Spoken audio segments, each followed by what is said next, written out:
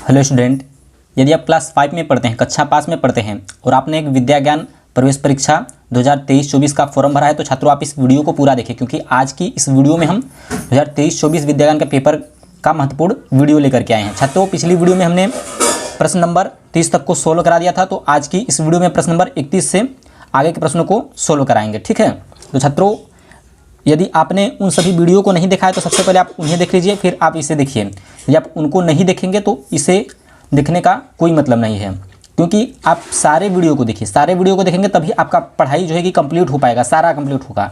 ऐसे आधा देखेंगे तो आपको आधा समझ में आएगा और आधा प्रश्न समझ में नहीं आएगा, इसलिए आपको वीडियो को पूरा देखना है।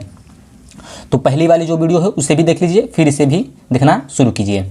छात्रों, प्रश्न नंबर 31 का अब हम सोल्व कराना शुरू करते हैं। मीना 3 तरह की फलों से भरी टोकरी को दिखाए गए तरीके से एक तराजू पर तौलती है। तो मीना 3 तरह की फलों से भरी टोकरी को दिखाए गए तरीके से एक तराजू पर तौलती है। तो टोकरी ए, टोकरी बी, टोकरी ए, टोकरी सी। ठीक, अब ये हो गया। तो इसमें से कौन सी टोकरी सबसे हल्की है? टोकरी ए, टोकरी बी, टोकरी सी या फिर डी? निश्चित रूप से कुछ कहा नहीं जा सकता। तो सबसे हल्की टोकरी कौन सी है वही आपको कमेंट में बताना है। चलिए देखते हैं सबसे पहले कौन छात्र बताता है। कमेंट में आप बताइए कि कौन सा सही होगा। आप सारे प्रश्नों को देखिए। तो छात्रों, जिसने भी सी को बोला होगा वह बिल्कुल सही बोला है।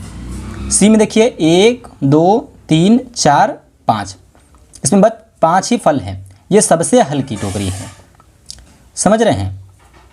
तो ये जो है सबसे हल्की टोकरी है। जिसने भी सी को लगाया है आंसर सही किया है, और जो कमेंट में बोले हैं वह बिल्कुल सही बोले हैं। चलिए प्रश्न नंबर 32 को देख लेते हैं। राखी के पास नीचे दिए गए आकार के 10 डिब्बे हैं। तो यहाँ पर आप देख सकते हैं 4 सेंटीमीटर इसका लंबाई, 7 सेंटीमीटर इसका लंबाई और 15 सेंटीमीटर इसका लंबाई। ठीक, तो उसने उन डिब्बों को एक के ऊपर एक रखकर अधिकतम ऊंचाई की एक इमारत बनाई। बताइए इमारत की ऊंचाई क्या होगी? ए 200 सेंटीमीटर, बी 50 सेंटीमीटर, सी 250 सेंटीमीटर या फिर डी 150 सेंटीमीटर। तो इसमें से आपका कौन सा सही होगा? तो छात्रों, जो आपका प्रश्न नंबर 32 है इसका आपका जो सही होगा वह आपका डी वाला बिल्कुल सही होगा। ठीक है। अब छात्रों, अब आपका ये है प्रश्न नंबर 33। इस संख्या रेखा पर दर्शाया गया प्रश्न चिन्ह लगभग कौन सी संख्या दर्शा रहा है? तो यहाँ पर ये संख्या रेखा देख सकते हैं आप, यहाँ पे 4000 और यहाँ पे 5000, अब बीच में क्वेश्चन मार्क। तो कौन सी संख्या को दर्शा रहा है? 4000 और ये 5000। तो एक सही होगा, 4050 को या फिर 4275 को या फिर 4575 को या फिर 4725 को। तो छात्रों, जो आपका प्रश्न नंबर 33 है इसका जो आपका सही होगा वह आपका सी वाला बिल्कुल सही होगा। ठीक है, चलिए आगे चलते हैं। अब आ गया आपका प्रश्न नंबर 34 यानी कि 34।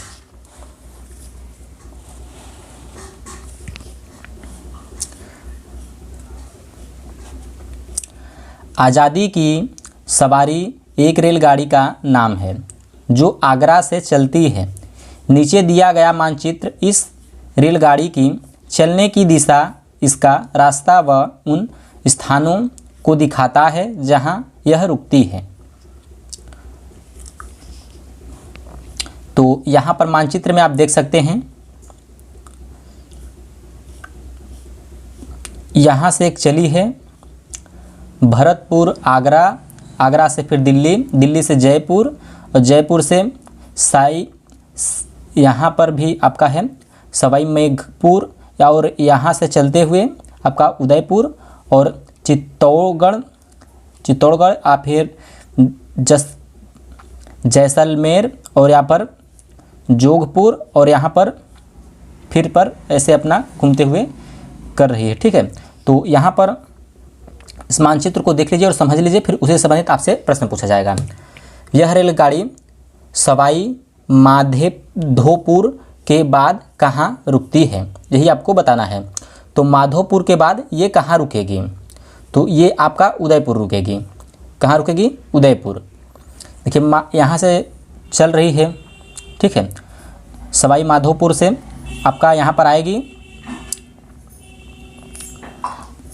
तो आपका उदयपुर में रुकेगी। तो यही सब आपको दिखा रहा है। तो जो प्रश्न नंबर, यह रेलगाड़ी सवाई माधोपुर के बाद कहाँ रुकती है, तो ए सही होगा, बी सही होगा, या पर सी सही होगा, या फिर डी सही होगा, यही आपको बताना था।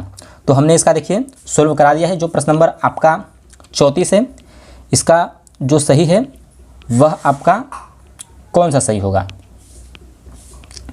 तो वह आपका डी वाला सही होगा, चित्तौड़गढ़ में। ठीक है, जब ये यहाँ से चलेगी, ठीक, तो डायरेक्ट आपका चित्तौड़गढ़ में रुकेगी। समझ रहे हैं।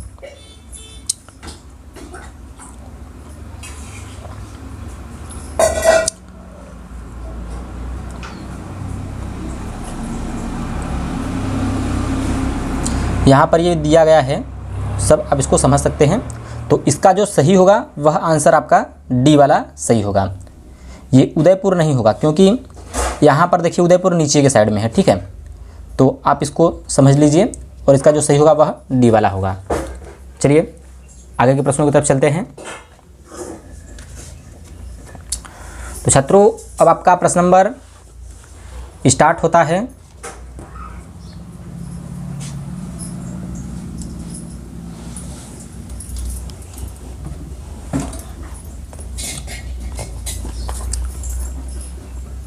तो छात्रों, अब आपका आ गया प्रश्न नंबर 35। तो इसमें आपको कैसे करना है, चलिए पढ़ लेते हैं इसको। रश्मि एक बगीचे में घूमने के लिए जाती है।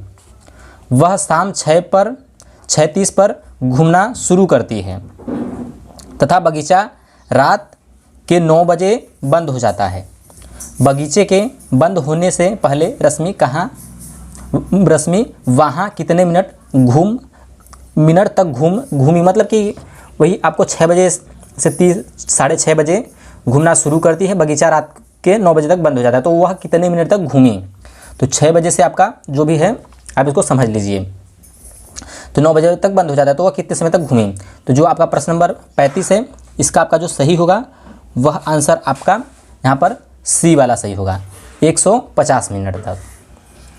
तो छात्रों, आई होप कि आपको ये सारे प्रश्न अच्छे से समझ में आ चुके होंगे। प्रश्न नंबर 35 तक सोल्व करा दिया गया है, और प्रश्न नंबर 36 नेक्स्ट वीडियो में आपको सोल्व करा जाएगा, क्योंकि वीडियो काफ़ी लंबा हो रहा है। तो अब तक के लिए इतना ही। चलिए मिलते हैं हमको नेक्स्ट वीडियो में। धन्यवाद।